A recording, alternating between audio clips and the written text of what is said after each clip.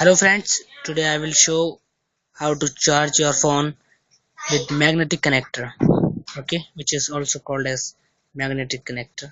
You just for this purpose you just only put this magnetic type cable, pins cable, sorry for bad focus, and you just have to plug it here and and open your supply and place your pins here and only put it your pins to here. Your charging will comes your phone.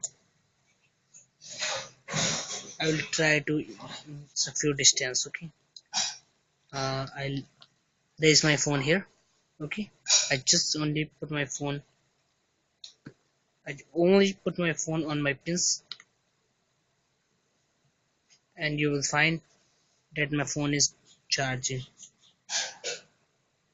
Okay, thank you for this video, and I will upload next video.